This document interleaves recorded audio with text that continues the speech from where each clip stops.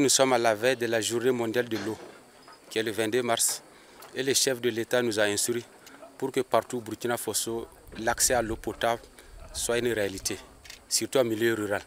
Parce que vous savez que nous avons l'ONEA, qui a un réseau dense en milieu urbain, qui doit monter en capacité pour satisfaire tout le milieu urbain, mais le milieu rural est encore en deçà. Donc nous sommes sortis aujourd'hui pour vérifier en milieu rural quelles sont les initiatives en cours qui puissent permettre à la population d'avoir accès à l'eau potable. Et vous savez que le chef de l'État a également lancé ce que nous appelons la bataille de l'eau, qui est ressorti clairement dans la déclaration de politique générale de son excellent Monsieur le Premier ministre. Et cette bataille de l'eau a commencé.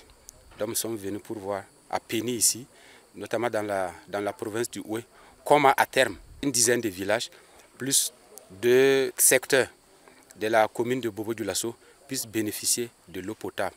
Donc c'est un système à multilocalité, voilà, qui permet à partir de 2 forages, de 2 châteaux et d'une bâche, voilà, d'irriguer près de 40 000 personnes qui vont tourner le robinet, soit à la maison pour avoir l'eau, soit à une bonne fontaine pour payer et avoir l'eau.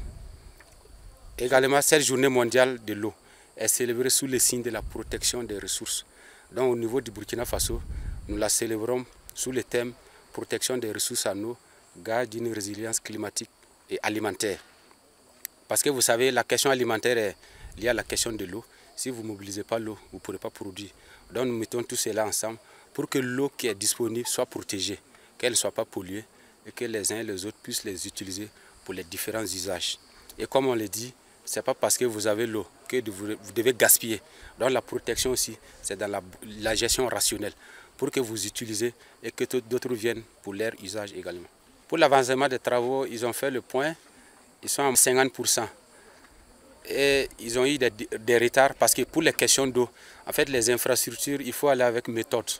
Voilà, il faut l'aval des communautés bénéficiaires, il faut s'assurer que la structure du sol, voilà, tous les aspects sont bien réunis. Donc ce qui a fait perdre du temps au début. Mais actuellement, ce que nous avons vu, les chantiers ont démarré. Ils ont fait des ouvrages qui sont à plus de 50%.